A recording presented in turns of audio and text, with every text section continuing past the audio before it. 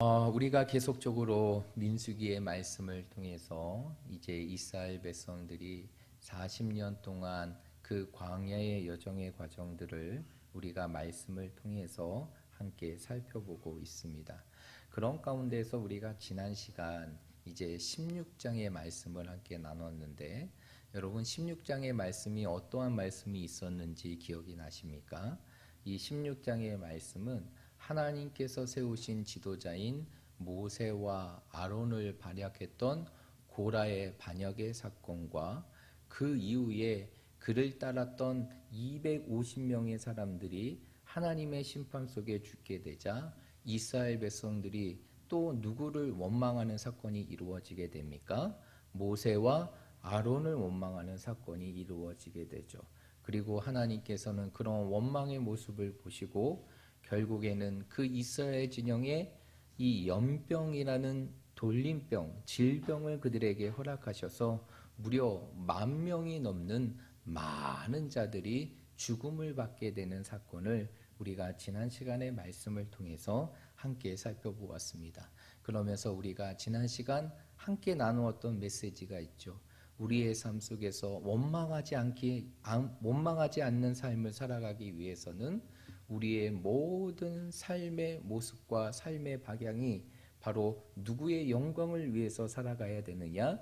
하나님의 영광을 위해서 살아갈 때 우리의 삶 속에 원망이 사라지고 불평이 사라지고 하나님이 주시는 그 영광의 섬김의 삶을 살아갈 수 있음을 우리가 지난 시간의 말씀을 통해서 함께 나누었습니다. 그리고 이제 오늘 우리가 이제 민수기 17장의 말씀을 함께 읽게 되었는데요. 여러분 말씀을 읽어보사 알지겠지만 이 민수기 17장에는 어떠한 사건을 기록하고 있느냐? 바로 아론의 쌍난 지팡이 사건을 기록하고 있는 것이 바로 민수기 17장의 말씀이에요. 여러분 그런데 이 민수기 17장의 말씀을 왜 하나님께서 허락하셨을까? 그 부분들을 우리가 말씀을 함께 나누기 전에 살펴보아야 되는데요. 그 이유는 바로 무엇이냐면 바로 이스라엘 가운데 이제 모세와 아론이 이스라엘의 지지와 신임을 얻는 것이 아니라 이미 우리가 16장에서도 보았지만 이스라엘 백성들이 누구를 불신하고 누구를 불신하게 되느냐? 모세와 아론을 불신하게 돼요. 그들은 누가 세우신 자입니까?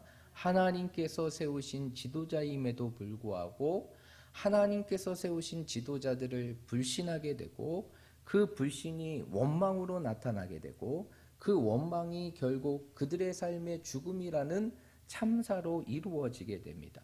그런 가운데에서 이제 이스라엘을 이끌어가야 될 모세와 아론의 모든 권위가 완전히 실추가 되게 되는 것이죠. 그러한 현실의 삶 속에서 하나님께서 다시 한번 모세와 아론의 권위를 회복시켜 주시는 그 사건을 보여주는 것이 바로 오늘 우리가 읽었던 이 17장의 아론의 쌍난 지팡이의 사건이라는 것이에요. 그래서 앞에서도 제가 얘기 드렸지만 이미 16장에서 나와 있는 고라 일당의 반역의 사건이나 그리고 그로 인해서 죽은 자들을 향하여 모세와 아론을 원망하는 모든 것들은 결국에는 하나님이 세우신 지도자들을 불신한 결과고 그 불신한 상황 속에서도 하나님께서는 다시 모세와 아론이 하나님께서 선택하신 자임을 그들 가운데 보임을 통해서 다시 모세와 아론의 권위를 회복시켜 그들로 통하여 하나님이 약속하신 그 가나안 땅의 사명을 감당하게 하시는 것이 바로 오늘 말씀의 내용이라는 것입니다. 그래서 오늘 본문의 말씀의 내용을 우리가 조금 더 구체적으로 보면 먼저 2절의 말씀 한번 보겠습니다. 우리 2절의 말씀 한번 읽어볼게요. 시작. 각 조상의 가문을 따라 지팡이 하나씩을 취하되 곧 그들의 조상의 가문대로 그 모든 지휘관에서 지팡이 12를 취하고 그 사람들의 이름을 각각 그 지팡이에 쓰되 아멘. 이 말씀을 보게 되니까 하나님께서 모세를 통해서 뭐라고 얘기합니까? 바로 이스라엘의 모든 가문, 그 지파대로 무엇을 준비하라는 것입니까? 지팡이 하나를 준비하라. 그리고 그곳에 각각의 지파장의 이름을 쓰라라고 얘기하게 됩니다. 이름을 쓰라. 그런데 하나님께서 이렇게 이름을 쓰고 지팡이를 준비하라. 그러면서 하나님께서 5절에 뭐라고 얘기하시느냐? 5절의 말씀에 보면 내가 택한 자의 지팡이에는 무엇이 날 것이다? 싹이 날 것이다 라고 얘기합니다. 여러분, 지팡이에서 싹이 나는 것이 자연스러운 일일까요? 불가능한 일일까요? 불가능한 일이에요. 우리가 알고 있듯이 지팡이라는 것은 이미 죽은 나무입니다. 생명을 잃은 나무죠. 그 지팡이에서 싹이 난다는 것은 결코 있을 수 없는 것이고, 이 모든 것들은 하나님의 초자연적인 역사가 아니면 이루어질 수 없다는 것이죠. 하나님께서는 그 12개의 지팡이 가운데 하나님께서 선택하신 지도자가 누구인지를 그것을 통해서 싹이 나게 하심을, 보이게 하심을 통해서 알려주겠다라는 것이에요. 그리고 그것을 통해서 뭘 하겠다는 것입니까? 그 5절, 그 이후의 말씀을 보게 되면 이스라엘 자손으로 하여금 무엇을 그치게 하리라? 원망하는 말을 그치게 할 것이다 라고 얘기하게 됩니다. 그런 가운데에서 모든 이스라엘 지파의 사람들이 각각 지파대로 12개의 지팡이를 준비하게 되고, 그 12개의 지팡이 가운데 이 레위 지파는 그 지팡이의 이름에 누구의 이름을 쓰게 되느냐? 아론의 이름을 쓰게 됩니다. 그럴 때 어떠한 일이 일어나게 될 것을 말씀하시느냐? 8절의 말씀에 보니까 그 지팡이 가운데에서, 그 12개의 지팡이 가운데 아론의 지팡이에 어떠한 것이 나게 됩니까? 움이 돋고 순이 나고 꽃이 피어서 무엇이 맺게 됩니까? 살구의 열매가 맺게 되는 놀라운 기적의 역사가 이루어지게 된다는 것이죠.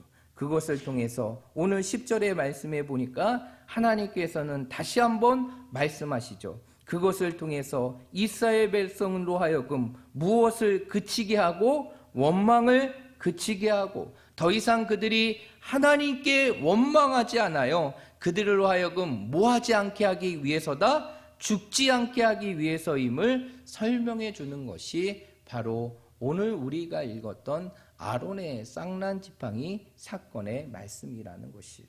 그러면 오늘 이 말씀을 통해서 오늘 이 시대를 살아가는 우리들이 오늘 말씀을 통해서 우리의 삶 속에서 기억해야 될 중요한 메시지가 있는데, 그것은 바로 무엇이냐? 우리 하나님은 우리의 삶의 모든 것을 회복시키시는 분이라는 것을 오늘 말씀을 통해서 우리에게 가르쳐 주는 것이. 여러분, 왜 하나님께서 이 아론의 쌍난 지팡이 사건을 이스라엘 백성들에게 보여주는 것입니까? 그 이유는 1차적으로 바로 무엇이냐? 제가 이미 앞에서 설명을 드렸지만 이미 이스라엘 백성들이 하나님께서 선택하신 지도자인 모세와 아론에 대한 불신으로 더 이상 그들을 따를 수 있는 상황이 안 됐다는 것이죠. 그러한 상황 속에서 하나님께서는 다시 한번 이 아론의 쌍난 지팡이를 통하여서 이스라엘 백성들로 하여금 누구의 권위를 회복시키게 하기 위해서냐? 바로 하나님이 선택하신 아론과 모세의 권위를 회복시키기 위해서라는 것이. 그뿐만 아니라 더 나아가 이스라엘 민족 가운데 죽음으로 인해서 아파하는 그 백성들의 마음을 다시 회복시키기 위한 하나님의 손길이 이 아론의 쌍난 지팡이 가운데 이루어지는 것입니다. 결국 오늘 이 아론의 쌍난 지팡이의 사건은 결국 무엇의 모습을 보여주느냐? 우리의 모든 것을 뭐 하시는 하나님? 회복시키시는 하나님의 모습을 보여주는 것이에요. 하나님께서 선택하신 지도자들의 권위를 회복시켜 주시고 이스라엘 백성들의 상한 마음을 회복시키고자 하시는 누구의 모습을 보여주는 것입니까? 하나님의 모습을 보여주는 것임을 믿으시길 바랍니다. 그러기 때문에 오늘 이 말씀을 통해 우리가 기억해야 될 중요한 메시지는 우리의 아버지 되시는 하나님은 우리의 인생의 삶의 모든 것을 회복시켜 주시는 하나님이라는 것이에요. 그분 안에 회복이 되지 않는 것이 있을까요? 그분 안에서 다시 살아나지 않는 것이 있을까요? 없어요. 마른 지팡이에 싹이 나게 되고 움이 나게 되고 꽃이 피게 되고 열매가 맺게 했던 하나님의 역사는 결국 우리의 삶 속에서 모든 것을 회복케 하는 능력이 됨을 믿으시길 바랍니다. 그래서 시편의 기자는 이러한 고백을 해요. 우리 한번 찾아볼까요? 시편 147편 2절과 3절의 말씀입니다. 시편 147편 2절과 3절 말씀입니다.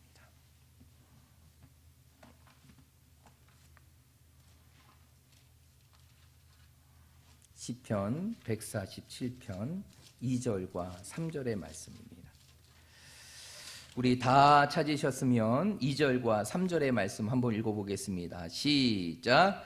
여호와께서 예루살렘을 세우시며 이스라엘의 흩어진 자들을 모으시며 상심한 자들을 고치시며 그들의 상처를 싸매시는도다. 아멘. 오늘 이 말씀을 보면 3절의 말씀에 보면 하나님은 어떠한 분이시래요?